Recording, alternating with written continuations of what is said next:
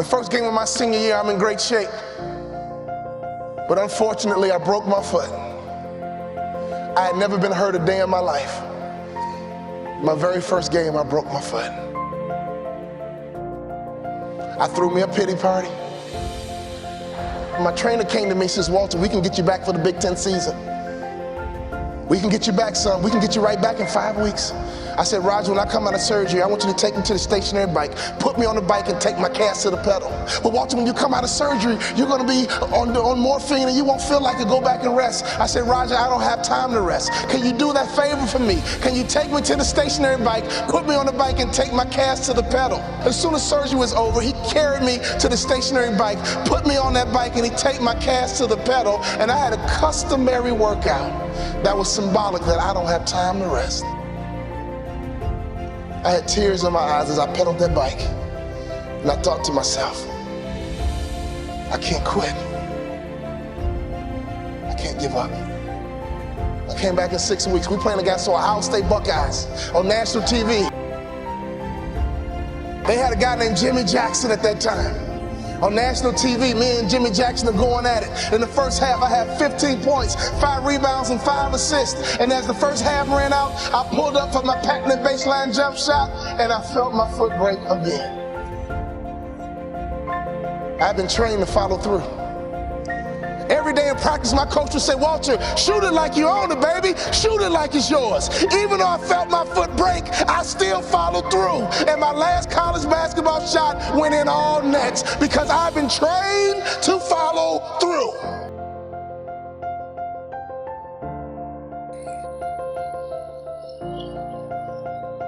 You have to be disciplined every single day and train yourself to follow through on all your fundamentals, and that's how you're going to be successful. You have to do it when you don't feel like it. You have to do it when you feel discouraged. You have to do it when you don't feel healthy. You have to do it when you're under the weather. Every single day, you have to train yourself to focus and commit to your business and follow through.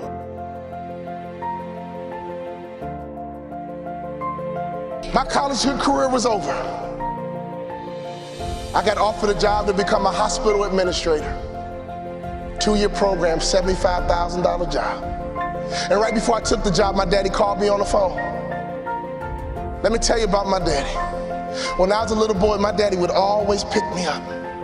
When he came home from work, he picked me up. When he saw me in the nursery after church, he picked me up. No matter how long he worked, no matter how tired he was, my daddy would always pick me up. So when I had my kids, I would always pick up my kids. When I got home, sometimes I was tired. They have a bottle in one hand, and they just lifted up the other hand, and they knew what daddy was supposed to do. My job was to pick them up.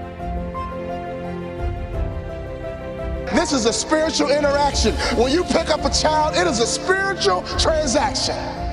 When you pick up a child, you change their perspective. When you pick up a child, all of a sudden they can see the world the way you see it. I don't care what your children have done, there is nothing they can do for you to stop picking them up. Well, my daughter's a drug addict, I don't care, pick her up. My son messes up, I don't care, pick him up.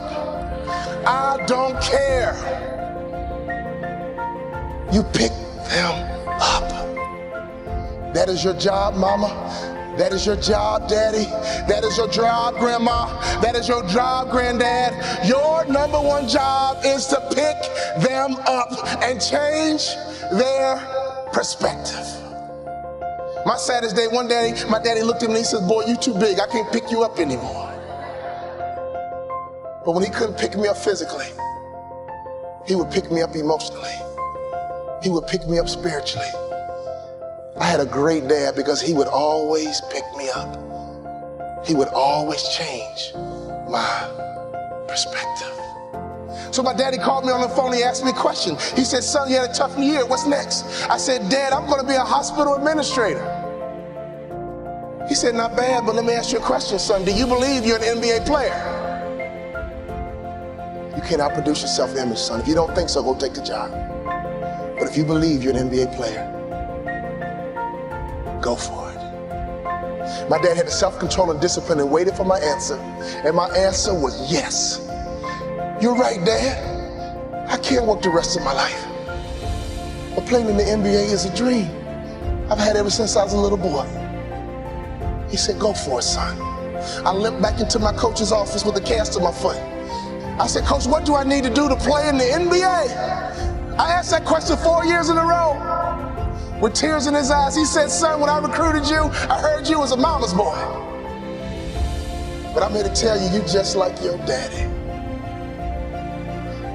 But what do I need to do to play in the NBA? He said, do 2 things you can play in the NBA. Lose 20 pounds and shoot a 3-point shot with range, you can play in the NBA. I think you should be a motivational speaker, son, but if you lose 20 pounds and shoot a 3-point shot with range, you can play in the NBA. I lost 20 pounds, and every day I would shoot 500 shots a day, every single day. I got invited to training camp with the Dallas Mavericks, and not only did I make the team, I became the first ever undrafted rookie free agent in the history of the Dallas Mavericks to start opening night. Could you imagine what was going through my mind? I had not started a basketball game since high school. I got to the arena and they dimmed the lights and they put the spotlight right on me. Right through the spotlight, I saw my mom, my dad, and all my brothers and sisters. They surprised me at the game. Then I saw my dad. I just pumped my fist. And he pumped his fist. And tears streamed down my face. Thank you for all those timeouts. Thank you for making sure I was always home when the streetlights came on. Thank you for making sure I could always hear your voice. Thank you for always changing my perspective. I know what it feels like to sit on a bench. I know what it feels like to get knocked down. I know what it feels like to have a hope and a dream, and nobody believes in it but a few people. Go for your dreams. Don't live life with regrets. Go for your dreams. Don't live life with regrets. Go for your dreams. Don't live life with regrets. I could always hear my daddy's voice. You have children, you have grandchildren. Can your children and grandchildren hear your voice? I could always hear my daddy's voice. He would say, go out, have a good time, play with your friends, but don't let the street lights beat you home. When I started my motivational speaking business, I called my daddy and said, Daddy, I'm gonna be a motivational speaker. He said, son, you think you can be successful at it? I said, yes, sir. You think you can make a lot of money at it? I said, yes, sir. He says, go for it. That's all my daddy said to me was go for it. So when I think about life, when I think about my goals, one thing he did for me as a father is to make sure I was always where I was supposed to be. He would have me write my goals down, and he would check in periodically, basically asking me, Walter, where are you supposed to be? Fathers, do you realize how powerful that is? If you ask that question of your kids, what are your goals? What are your future? Who do you want to be when you grow up? And every now and then check in by asking a simple question. Where are you supposed to be? The bell is ringing, and I came to ring your bell and ask you the question, Father, where are you supposed to be? And ask that question to your children. Where are you supposed to be? And don't you quit until you're number one.